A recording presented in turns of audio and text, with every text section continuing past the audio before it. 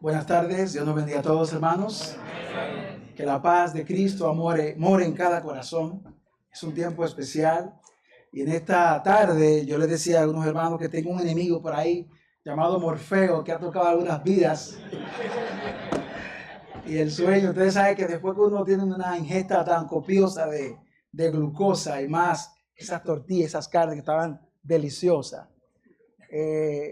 la sangre se va para el estómago y el cerebro se queda con poca sangre y llega el sueño, y eso ha sido lo que ha pasado. Pero esperamos en el Señor que en esta tarde podamos aprovechar el tiempo y podamos aprender lo que es la santa palabra de Dios.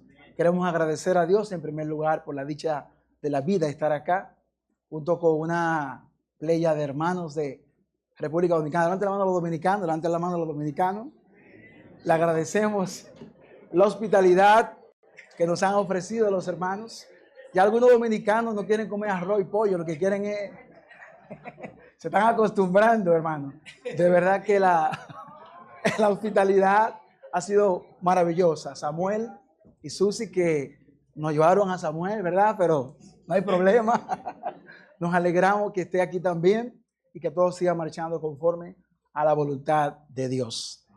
De verdad que esta actividad es maravillosa porque nos permite desconectarnos un poco de las tantas actividades cotidianas que tenemos, labores, y poder darnos un abrazo y compartir. Creo que eso es lo más fuerte de este evento. Está bien la enseñanza, pero no tendría ningún sentido aprender muchas cosas y no vivir la hermandad, vivir la comunión. Eso es importante, hermanos, que aquí diferentes culturas nos podemos dar un solo abrazo en Cristo y disfrutar cada momento la santa palabra de Dios. Así que esperamos que podamos este tiempo aprovecharlo. Y el tema que se nos ha asignado es un tema amplio, es un tema muy interesante, y la ventaja es que tanto el hermano Joel, el hermano Marcelo, el hermano Gerson y el hermano Henry, ya prácticamente yo con leer el texto bíblico pudiera terminar, porque ellos han enfocado aspectos que tenía incluido en el tema, y entiendo que va a ser un repaso en algunos aspectos. Entiendo que los hermanos que han hecho el programa pues pensaron todo esto y este tema, lo que es el enfoque universal de lo que es el evangelio, entendemos que va por esa línea y que será de gran bendición para todos. Entonces vamos a ver lo que es el tema, la universalidad del evangelio. Es el tema que vamos a compartir. Cuando nos llegó el tema, duramos un tiempo pensando porque es muy amplio. Desde el concepto universal es muy amplio los aspectos que pudiéramos tocar de este tópico. Sin embargo, cuando nos llegó, los hermanos tuvieron la gentileza de darnos el texto bíblico sobre el cual colocar la plataforma para compartir con ustedes. Romanos capítulo 1, los versos 16 y 17, que es un texto altamente conocido por todos nosotros. Este es un escenario muy heterogéneo. Veo líderes aquí, hay escritores acá, hay maestros. Para ellos será refrescarle la memoria. Pero los que estamos un poquito con menos capacidad, vamos a recibir la enseñanza, algo fresco. Lo grande de la palabra de Dios es que siempre trae algo nuevo. No importa el tiempo que tengamos, siempre la palabra de Dios nos trae nuevas enseñanzas. Y es nuestra esperanza que así sea. Romanos capítulo 1, 16 y 17 nos dice: porque no me avergüenzo del evangelio, porque es poder de Dios para salvación a todo aquel que cree, al judío primeramente y también al griego, porque en el evangelio la justicia de Dios se revela por fe y para fe, como está escrito, mas el justo por la fe vivirá. Cuando nos llegó el texto, pensando en lo que vamos a compartir en esta tarde, como objetivo general nos planteamos demostrar la naturaleza universal del evangelio con su poder transformador que trasciende raza, cultura, lengua, pueblos, mostrando su impacto y relevancia para el cumplimiento de la misión de la iglesia. Fuimos llamados con esa misión a abarcar al mundo para que no exista ninguna excusa. Como algunos objetivos específicos, presentar la definición clara y precisa del concepto universalidad y evangelio. Identificar en la escritura los textos claves que revelan el carácter universal del evangelio. Analizar cómo la iglesia primitiva entendió y vivió este concepto y cómo lo puso en práctica con las distintas estrategias. Mostrar las barreras que el evangelio ha superado en su visión universal y también demostrar las estrategias que en este tiempo podemos utilizar, podemos emplear para permitir que el evangelio se siga propagando por doquier. Quizás, no sé si alguna vez a ustedes les ha ocurrido que han necesitado este dispositivo. A mí me pasó en el mes de marzo. Tuve que ir a un lugar a hacer un entrenamiento en Europa, en Barcelona. Tenía todo listo en mi computadora personal, algunas láminas que tenía que estudiar para interpretar. Y cuando llego al apartamento donde me estaba quedando, qué sorpresa es que la conexión no me funciona. Y tengo que revisar lo que voy a presentar al otro día. Pero apareció esto, un adaptador de corriente, un adaptador de enchufe, que permite que, aunque esté en Europa, aunque esté en África, esté en Asia, si es distinto, yo puedo lograr que exista un empalme y la corriente pueda fluir. Y el objetivo que busco con la computadora, el televisor, el radio, lo que sea, se va a lograr el objetivo. Porque este dispositivo sencillo permite con su forma adaptarse y que la función pueda existir. Algo muy parecido, de manera muy ilustrada, podemos pensar que es el evangelio. El evangelio no depende de la cultura, no depende del idioma o de la nación. El evangelio funciona, el evangelio forma, el evangelio transforma y salva en todo lugar. ¿Saben por qué? Porque es poder de Dios.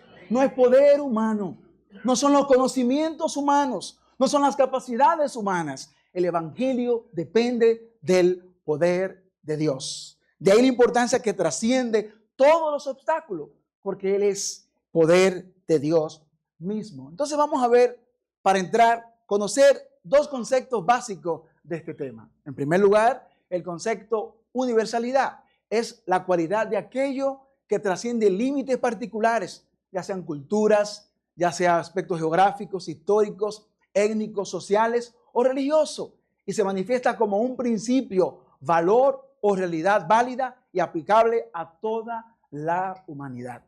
Ese es el concepto universal. De hecho, en este tiempo en que estamos viviendo en la globalización, el mundo es una aldea global y se busca en todos los aspectos de la vida, pues, que exista universalidad. Universalidad en la psicología, los psicólogos en sus diferentes escuelas pueden tener interrelación independientemente del país donde estén. Política, filosofía, ciencias puras, sociología y antropología. Le hablo de en lo que nos dedicamos y trabajamos. Por ejemplo, en medicina, en el área de radiología, nosotros en los últimos años se ha utilizado el concepto de los que son los RAPs en inglés. BRAPs en inglés es una especie de consenso mundial donde los radiólogos que estamos en República Dominicana podemos sin ningún temor compartir información con un radiólogo en Argentina, aquí en México, en Nicaragua, porque los BRAPs nos dan una conducta y un protocolo a seguir independientemente del país. Se busca un consenso y la palabra clave, estandarizar para que hablemos el mismo lenguaje. Lo mismo ocurre en los últimos años, en el 2012, se comenzó a aplicar ese concepto para ver imágenes en los hombres, en la próstata. Ya hoy en día podemos ver en diferentes países, seguir el modelo, seguir la conducta, saber la terapéutica y poder interpretar correctamente, no importa en el país que estemos, porque hay un concepto universal, que todos podamos entender, que todos podamos seguir la conducta apropiada.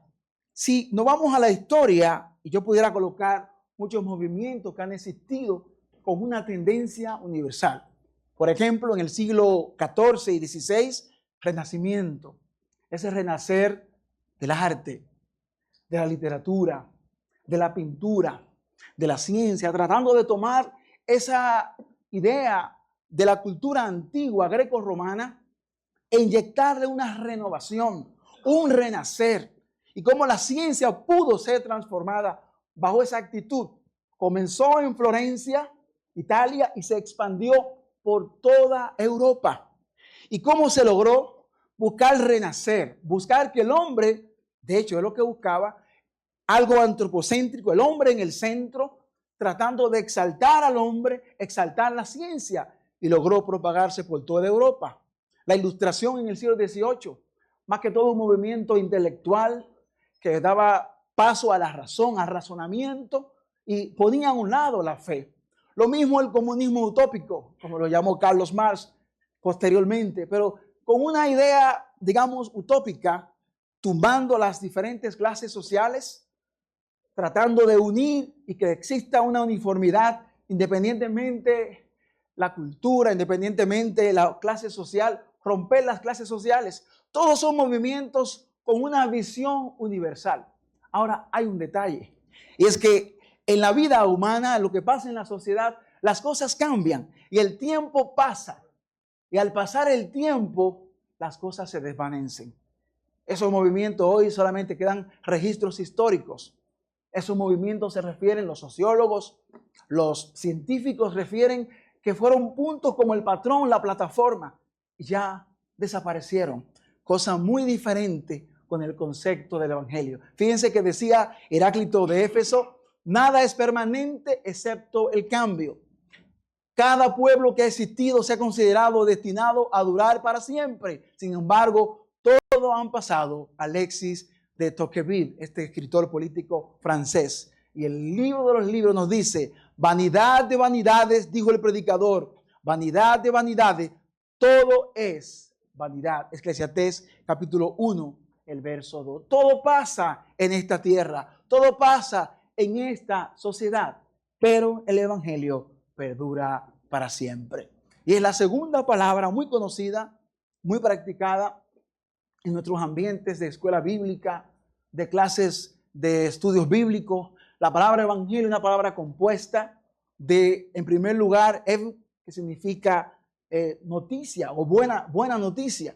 Angelio, mensaje o mensajero, y evan tiene que ver con bueno o apropiado. Es una buena noticia que tal vez la leemos nosotros y no entendemos el impacto, pero la cultura greco-romana antes del cristianismo sí tenía mucho valor.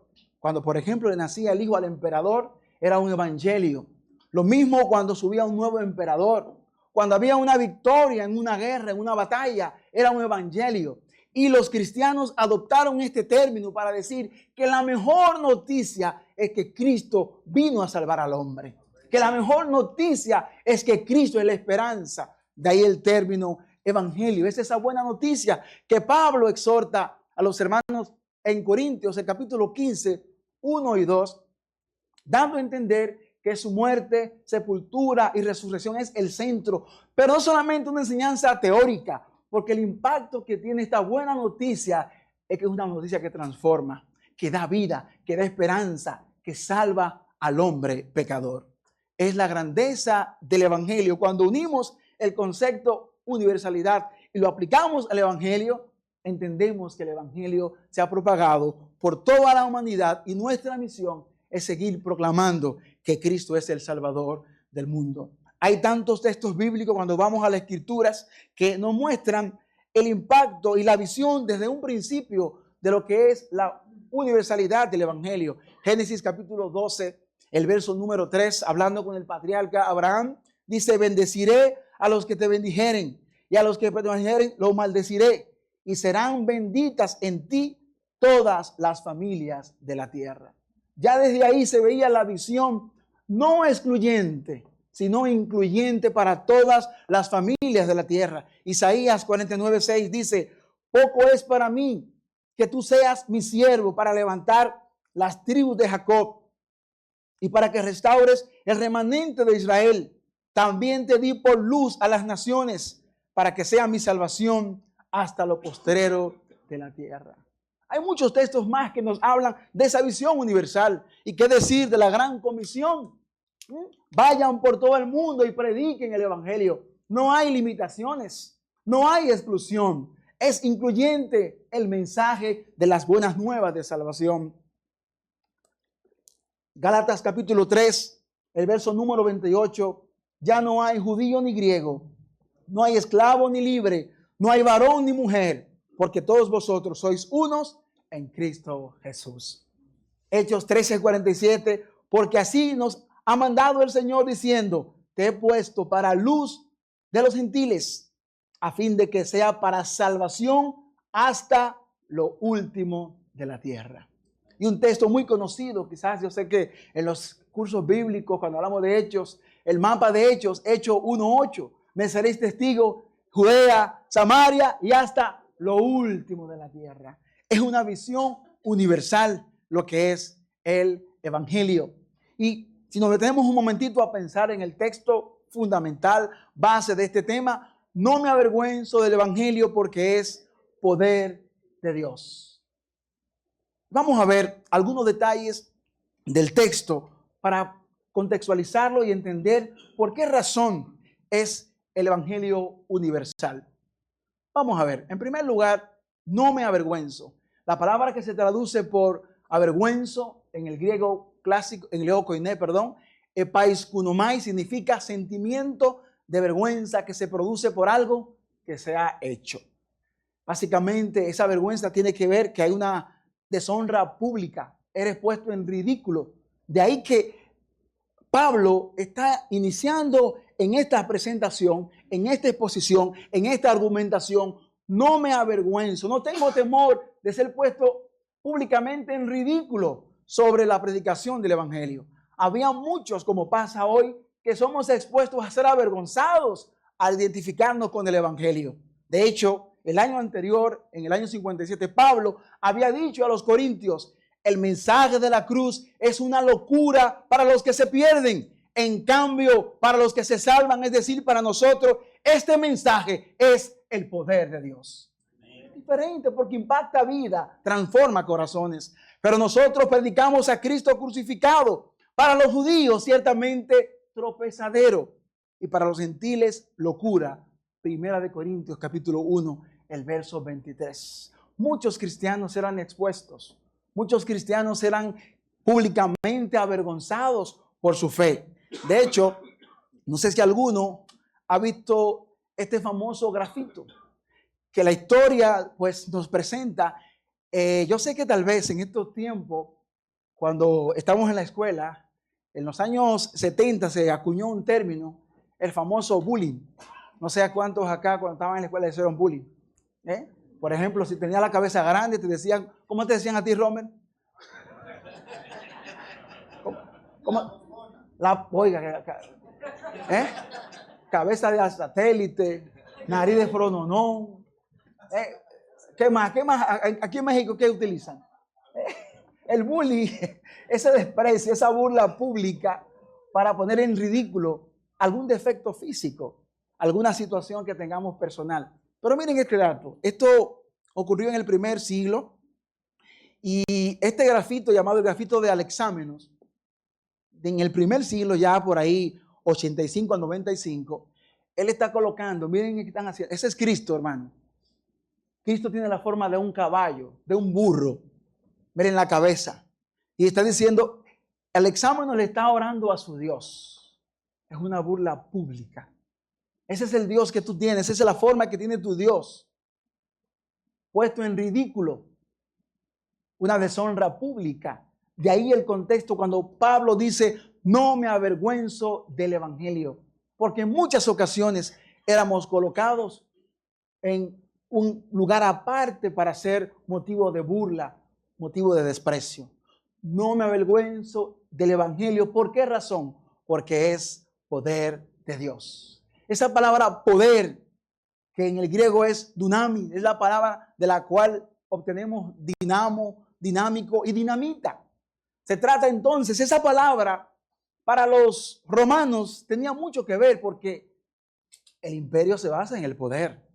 El concepto de imperio es imponer el poder para lograr territorios, para lograr imponer su cultura, para imponer su economía. Eso es lo que es el imperio. Ellos estaban acostumbrados a utilizar la palabra poder.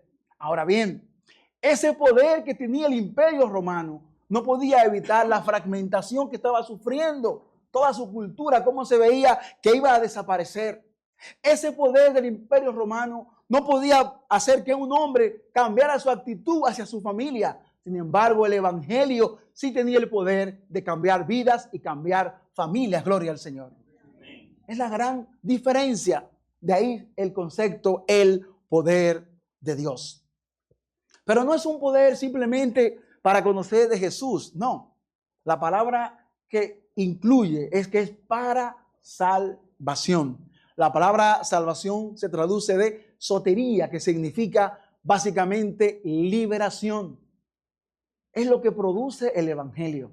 El poder para libertar de prejuicios, para libertar de condenación, para libertar de frustración. Cuando llega el evangelio, rompe las cadenas y podemos tener una nueva vida en Cristo Jesús. Es la gran diferencia con otros movimientos, con otras filosofías, con otras enseñanzas, cómo el evangelio impacta la vida del ser humano.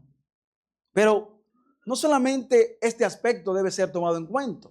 Todo aquel que cree, ahí entra el concepto de la universalidad del evangelio, porque no solamente es para el hebreo, sino que también es para el griego, judío, todos conformando a la humanidad. Es el poder que tiene el evangelio para impactar, para poder transformar las vidas, y a partir de ese momento, como dice Pablo a los Corintios, 2 Corintios, el capítulo 5, 17, tener una nueva vida en Cristo Jesús cuando nos llega el evangelio.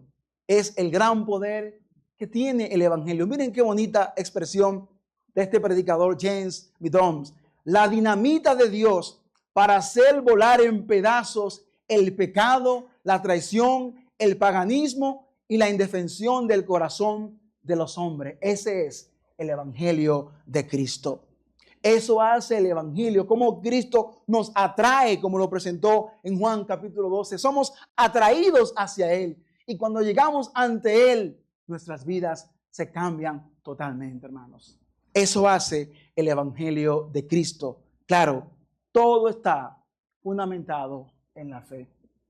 Pero sin fe, dice Hebreos, es imposible agradar a Dios. Una fe que no solamente involucra la mente, no, está el corazón y está la voluntad. Es la capacidad de hacernos accionar, de reconocer que esa enseñanza que tocó nuestras vidas no solamente será un concepto teórico, no solamente será una explicación, no, será un impacto que cambiará toda mi vida, todo mi ser. Eso es el evangelio. Ahora, pensando en el evangelio, y presentábamos como objetivo de qué manera la iglesia primitiva entendió este mensaje que transforma, este mensaje que es un poder.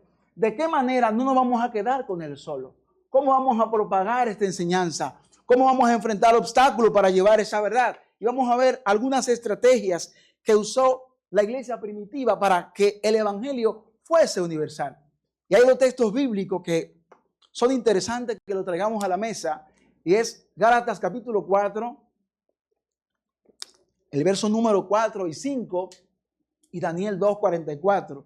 Dice Gálatas: pero cuando vino el cumplimiento del tiempo, Dios envió a su Hijo, nacido de mujer y nacido bajo la ley, para que redimiese a los que estaban bajo la ley, a fin de que recibiésemos la adopción de hijos. Y Daniel 2:44, y en los días de esos reyes, el Dios del cielo levantará un reino que no será jamás destruido, ni será el reino dejado a otro pueblo. Desmenuzará y consumirá a todos estos reinos, pero Él permanecerá para siempre. Hay una palabra muy clave aquí en Gálatas, que tal vez nosotros en nuestro idioma no podemos entender el concepto tiempo, pero la Biblia, ese griego koiné, nos pone el kairo y el crono. Crono es el tiempo lineal, el kairo es esa visión cualitativa del tiempo, el tiempo perfecto de Dios. Cómo todo confluyó para la llegada del Hijo del Hombre a rescatar y a fundar su reino en esta tierra. Y todo ese elemento confluyó en el Imperio Romano, porque cuando vamos a la historia, y aquí hay un resumen de todo lo que significó, cómo el Imperio Romano fue tan clave para la propagación del Evangelio de Jesucristo. En primer lugar, el griego clásico, que se ha llamado el griego del Espíritu Santo, permitió esa homogeneidad por la cultura y de esa manera llegar las cartas, llegar la enseñanza a todos los pueblos. Los caminos romanos, los romanos construyeron cerca de 80,000 kilómetros de calzada. Eso permitía que tanto a pie, tanto en los vehículos de la época, se podían movilizar y que el evangelio fuese llevado por doquier. La Pax Romana, ese periodo de 200 años de estabilidad política que dio cierta tranquilidad inicialmente para que los predicadores, los misioneros llevaran el evangelio de Cristo.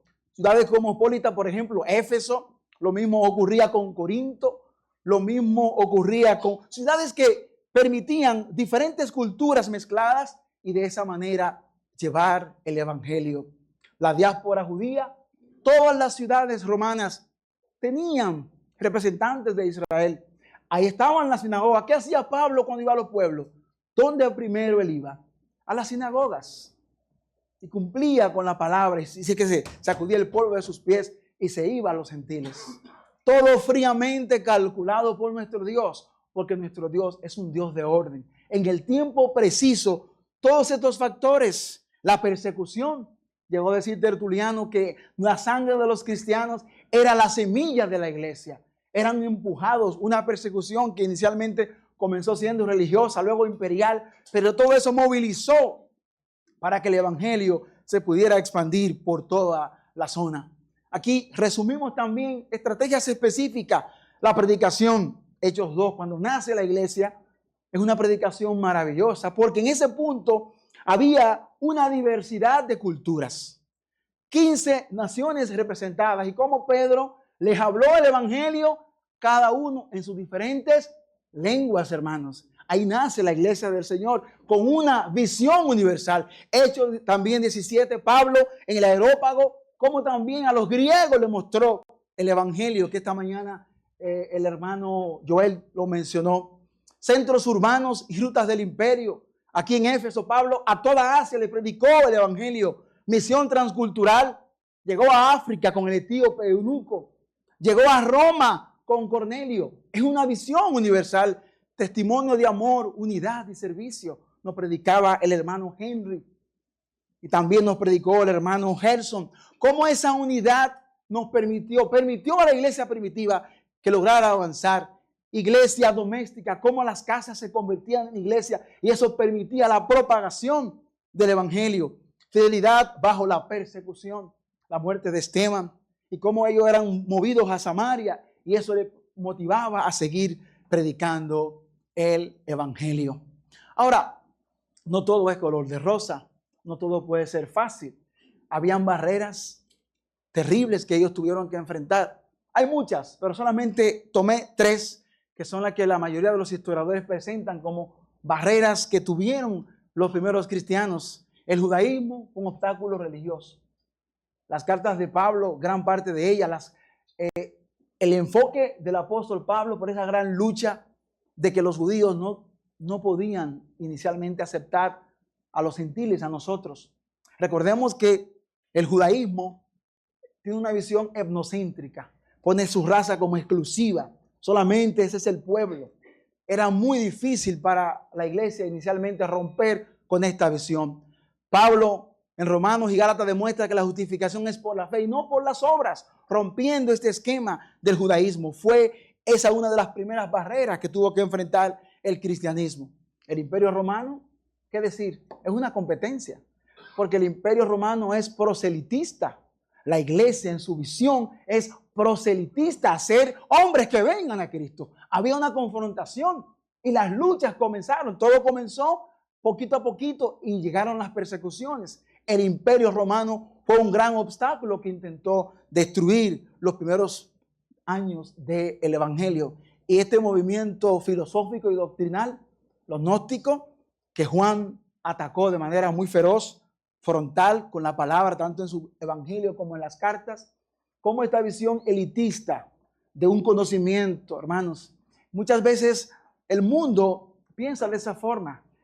El evangelio no es exclusivo para los intelectuales. El evangelio no es exclusivo para los superdotados. No. El evangelio es exclusivo para los corazones que se abren a Dios. Y no importa los conocimientos que tengamos, lo que importa es un corazón contrito y humillado ante la presencia de Dios. Este movimiento filosófico así lo veía, como algo exclusivo para ellos y con ciertas ideas que los hermanos, especialmente Juan, confrontó para evitar que el evangelio llegase a otras naciones. Básicamente son las tres más importantes que enfrentó la iglesia primitiva. Ya llegando a casi la parte final, vamos a ver las barreras de hoy. Cómo nosotros estamos siendo enfrentados para que el evangelio no fuese universal. Hay muchos factores. Eso sería un tema de un encuentro de fin de semana para tratar. Y ya esta mañana algunos se mencionaron, pero hoy en día tenemos factores externos. Todavía hay persecución. Hay países como en Corea del Norte, hay países en África como Somalia, países donde el evangelio está limitado. En la India, donde hay personas que mueren todavía por la fe. El secularismo. Hoy en día la tendencia mundial es colocar la fe a un lado, donde el conocimiento sea lo que quiera imponerse. Lo mismo con esa verdad relativa. Nada es verdad ni es mentira, todo depende con el cristal con que se mira. Es una tendencia que hoy en día nos está afectando. Pluralismo religioso. Y hoy en día uno de los hermanos, creo que Gerson y también el hermano Henry, nos presentaban cómo esta gran diversidad de grupos religiosos, cómo confunden internamente, hermanos. Internamente el evangelio está sufriendo divisiones. Y hablamos, el hermano Gerson, ya yo le dejo esa responsabilidad a él, él tocó ese aspecto. Pero es una gran verdad, hermanos, cómo tenemos esa tendencia a no aceptar diferir, hermanos. Y la iglesia primitiva, que a veces la idealizamos, era de hombres como nosotros, tuvo conflictos horribles y Pablo tuvo que enfrentarlos a los hermanos en Corintio. Hay una tendencia humana, eso es muy humano, pero tenemos que entender que esto no viene de los hombres, viene de Dios. Y la aceptación y el poder cohabitar juntos y poder las diferencias, buscar un punto en común, es importante que lo entendamos. Los escándalos, hermanos, ¿cuántos escándalos? ¿Cuánto daño le hace a la fe? ¿Cuánto daño le hace a la fe un escándalo de un líder cristiano? Hemos visto escándalos terribles. Yo recuerdo en mi juventud, en un lugar estábamos predicando la palabra, hermano, y fue tan difícil porque unos años atrás, un pastor ahí, la gente nos iguala a todos, había hecho un desastre con unas mujeres y la gente no quería escucharnos porque eso impacta. Las cosas negativas se propagan y es tan difícil ahora hablar de la verdad. Hermano, el testimonio incoherente. Si hay una cosa que le hace daño al evangelio, es cuando yo me coloco, como siempre digo en la congregación, una bata de Superman. Cuando estoy aquí, estoy como Superman, luego me lo quito, soy otra persona distinta allá afuera. Cuando no hay una coherencia en lo que yo digo aquí y lo que estoy viviendo fuera. Y muchas veces, muchos cristianos cometemos ese error de tener este tipo de visión. Lo mismo en el aspecto contextual, el materialismo, la polarización, cuando hay esa lucha, esa pugna, esa riña, ruido digital, todos esos escándalos de manera frontal pueden afectar lo que es el evangelio y pueden impedir su propagación. Yo entiendo que las estrategias de hoy es importante que entendiendo ese aspecto podamos ver qué hacer para que sigamos con la misión de propagar el evangelio por doquier. Y tengo aquí algunas estrategias a tomar en cuenta. Aquí las resumo todas y voy a tocar algunas de ellas de manera puntual en esta última parte. Estrategias a tomar en cuenta, hermanos. No podemos olvidar que estamos en un mundo digital, un mundo donde hay un impacto favorable en momentos y desfavorable en otro. Pero el mundo digital, y este joven, Luis Luna, hace un enfoque pensando en lo que es el evangelio y las redes sociales. Dice, ¿tú te imaginas que hay un lugar donde tus amigos que tú aprecias van a estar 2 horas y media o 3 horas o 4 horas y a ti te gusta predicar la palabra, te apasiona y tú puedes llegar a ese lugar y predicarles el evangelio? Y él enfoca que así como las calzadas de Roma, esos 80,000 kilómetros existen hoy a través de cables, redes virtuales que permiten nosotros aprovechar ese espacio para llevar el evangelio de Cristo. No podemos dar la espalda, hermanos, ni tener prejuicios a usar de manera favorable ese gran dispositivo, esa gran herramienta que son las redes sociales. Miren el impacto que tienen.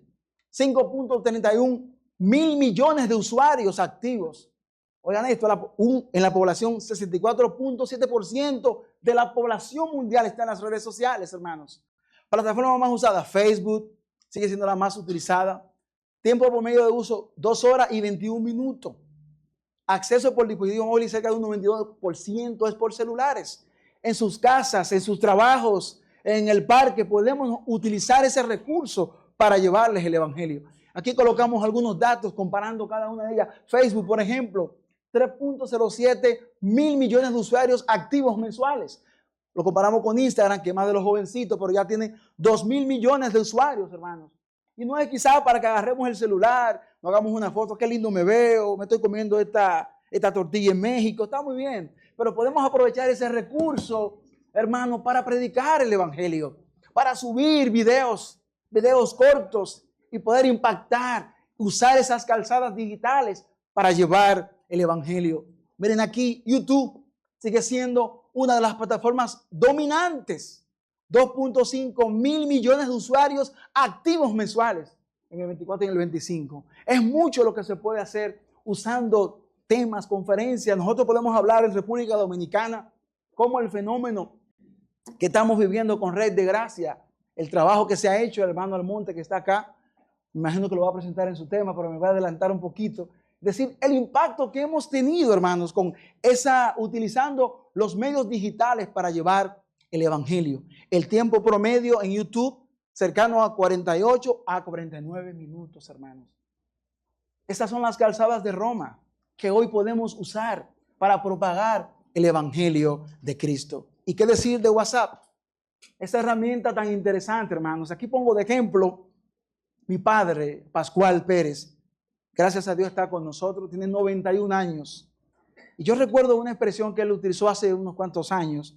Él decía que por su edad, ya está limitado físicamente, su visión no es la misma, pero él ha convertido su silla y su cama en un púlpito y a través del WhatsApp lleva reflexiones que eso te ha regado por muchos países. Cómo una persona ya con 91 años puede utilizar una herramienta para impactar muchas vidas, aún con la limitación física. No es darle la espalda, es explotarla favorablemente para la gloria de Dios. Hay que abrir los ojos. No podemos ser conformistas. Estamos llamados a estas herramientas, usarlas por el impacto que tienen. Está disponible en más de 180 países y en decenas de idiomas, lo que le da un alcance verdaderamente global.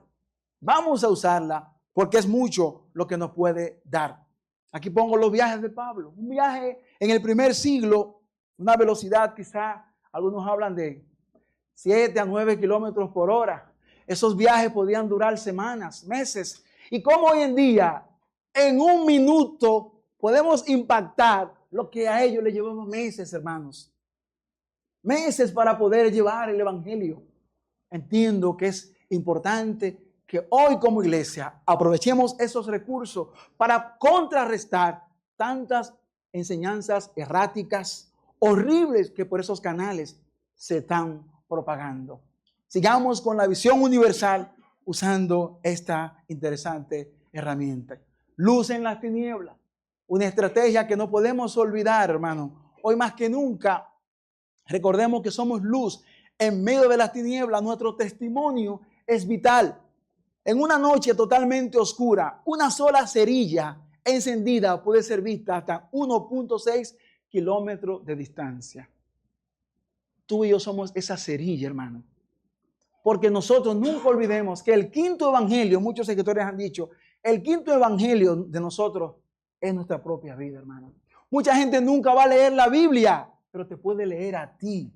Y como tú actúes, dirán, así son los cristianos, o para bien o para mal. Seamos ese quinto evangelio que propague el evangelio de Jesucristo. Con nuestro accionar, con nuestras actitudes, en los trabajos que tengamos, siempre colocar a Cristo como el centro y de esa manera impactar. Fíjense, esto es penoso.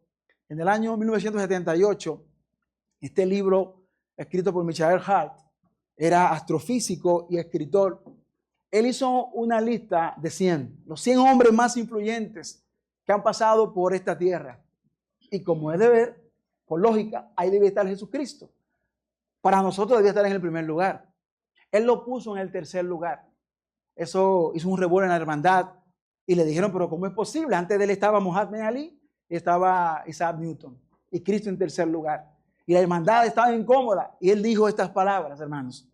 Sin duda, una de las más notables y originales ideas éticas jamás presentadas. Sin embargo, hablando de Jesús, si ellas fueran ampliamente seguidas, no habría dudado en ubicar a Jesús en el primer lugar del libro.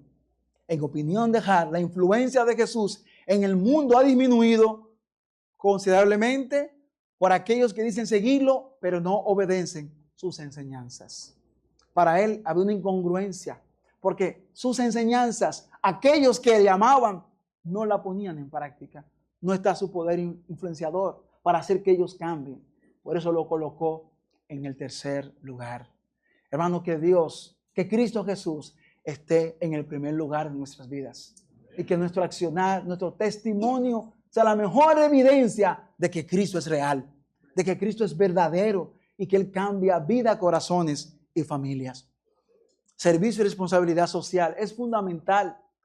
Para entender el Evangelio universal no podemos obviar este aspecto del servicio en la vida diaria. Hay verdades que debemos recordar y de hacer el bien y de la ayuda mutua no os olvidéis, porque de tales sacrificios se agrada a Dios. Así que según tengamos oportunidad, hagamos bien a todos y mayormente a los de la familia de la fe. Gálatas 6:10. La religión pura y sin mancha delante de nuestro Dios es esta: atender a los huérfanos y a las viudas en sus aflicciones y conservarse limpio de la corrupción del mundo. Nunca olvidemos esa verdad práctica, hermana. Hoy en día nosotros, muchos estamos envueltos en esta burbuja y con el tema de Mateo 5, que somos luz, muchas veces nosotros queremos vivir como que no estamos en este mundo. Y Jesús lo dijo, aunque no somos de este mundo, estamos en este mundo, hermano. Yo no hago nada con sacar, miren cómo es la visión tripartita, espíritu, alma y cuerpo. Cuando predicamos el evangelio a una persona, no solamente nos debe interesar su espíritu, que es lo primero, que se salve su alma. Hay un cuerpo, hay situaciones en las que nosotros podemos servir y Jesús nos dio el ejemplo. ¿Cuántos discursos tuvo Jesús? No fueron muchos, pero ¿cuántos milagros hizo el Señor? ¿A cuántos alimentó el Señor? ¿A cuántos apoyó el Señor? Fue a muchos. La iglesia no puede vivir a la espalda del servicio social. Hay tantas maneras como podemos llevar el evangelio apoyándonos en este aspecto. Educación y cultura, ecología integral, poblaciones especiales, hermanos, niños especiales que podemos a sus padres atraerlos a través del servicio, asistencia humanitaria global, promoción de la justicia y la paz, salud y cuidado de la vida. Todo eso puede permitir que el evangelio siga siendo ese movimiento espiritual, esa gran enseñanza para que el mundo pueda ver a Cristo. Aquí esto ocurrió en el año 1969. Han sido 5 los clave. Pero de aquí hay un discurso de este teólogo peruano, Samuel Escobar, que murió este año, por cierto, y él enfocaba este tema, la responsabilidad social de la iglesia. Y en el discurso hay una serie de frases, y quise tomar 2 de ellas para que pensemos. Él menciona y refiere a Charles Herman, este profesor, dice: un verdadero evangelio de la gracia es inseparable de un evangelio de las buenas obras. No se pueden divorciar las doctrinas cristianas de los deberes cristianos. Si nosotros le damos la espalda a mucha gente, recordemos Santiago 2, la fe y las obras. Tú le predicas el evangelio, tú motivas al hermano, pero tiene en tu bolsillo dinero y el hermano tiene hambre. No solamente ores con él, hermano, saca la mano y dale algo a ese hermano. Eso forma parte de la enseñanza, del servicio, de la colaboración, del amor. Entonces no puede ser solamente teórico, tiene que ser algo práctico. Miren este pastor John Stott. Creemos tan fuertemente en la proclamación y muy justamente que tendemos a proclamar nuestro mensaje a la distancia. A veces parecemos gente que da consejos sobre la seguridad de la playa a hombres que se están ahogando. No nos echamos al agua para salvarlos. Nos espanta tener que mojarnos. Además, ello implica muchos peligros. Olvidamos que Jesucristo no envió su salvación desde el cielo. Nos visitó con gran humildad. Él no se quedó allí en el cielo. Filipenses nos habla en el capítulo 2 que Él dejó su trono de gloria y se hizo siervo y habitó entre nosotros. Pero muchos cristianos estamos en ese trono de gloria. Hemos prosperado, Dios nos ha bendecido, pero tenemos que dejar ese trono de gloria e irnos a la tierra común y corriente y estar dispuestos a servir a los demás. Lo que Dios nos ha dado, compartirlo, hermano. Eso forma parte del evangelio, de una manera como podemos seguir impactando. Samuel Escobar decía, una evangelización que no toma nota de los problemas sociales y que no anuncia la salvación, el señorío de Cristo dentro del contexto en que viven los que escuchan, es una evangelización defectuosa que traiciona la enseñanza bíblica y no sigue el modelo propuesto por Cristo, quien envía al evangelizador. No podemos olvidar necesidades que existen, dificultades que hay. Eso forma parte de la evangelización. El servicio cristiano no es optativo, no es algo que podemos hacer si queremos. Es la marca de la nueva vida. Por sus frutos los conoceréis. Si me amáis, guardad mis mandamientos. Que nuestro fruto sea el servicio. En lo que tú haces, a lo que te dedicas, que tú puedas entender que puede ser un medio de bendición para otros con el accionar. Porque muchas veces lo que da irritación, cuando a alguien le predicamos y ve nuestra vida y ve su vida, eso es lo que lo irrita. Y muchas veces blasfeman contra Dios. Seamos sabios y tratemos, hermanos, de servir, de demostrar que no solamente es palabras, es servicio, es amor, es colaboración, es cooperación, lo que Dios nos ha mandado hacer. En conclusión, desde el mismo principio, Dios en su sabiduría planificó su mensaje de amor y salvación para toda la humanidad, sin acepción de personas. Todos somos iguales ante Dios. El evangelio trasciende fronteras, no está limitado por cultura, raza, idioma ni condición social. Su mensaje es para toda la humanidad. La iglesia es ese instrumento universal. Su misión es proclamar el evangelio hasta lo último de la tierra. Hechos 1:8. El evangelio une lo que el mundo divide. Lo que el mundo divide y destruye, el evangelio lo puede unir. Dice Isaías 49:6, también te di por luz a las naciones, para que seas mi salvación hasta lo postero de la tierra. Dios quiere que tengamos esto bien claro y que podamos proclamar, como Pablo, es un texto que mi padre dijo, Josué, ese texto no lo deje de mencionar. Hechos capítulo 20, el verso 24, cuando Pablo está despidiéndose en Mileto, él entiende que no tenía para sí el temor de su vida. Sabía que vendrían prisiones, pero él tenía que terminar su carrera y proclamar el evangelio de Cristo. Más de 70 veces aparece evangelio y la mayoría las usa Pablo. Llegó a decir en Corintios capítulo 9, ay de mí si no predico el evangelio. Ay de ti, ay de mí si no proclamo el evangelio de Cristo. Son algunas referencias y aquí les dejo una foto de mi congregación, los Mina, algunos están acá. La última foto que tomamos hace un tiempo en un campamento. Es una gran bendición, hermanos. Aquí también les dejo, este es un ministerio que trabajamos junto a mi esposa, con familias, trabajamos con matrimonio, trabajamos con nuevos, tanto noviazgo para casarse.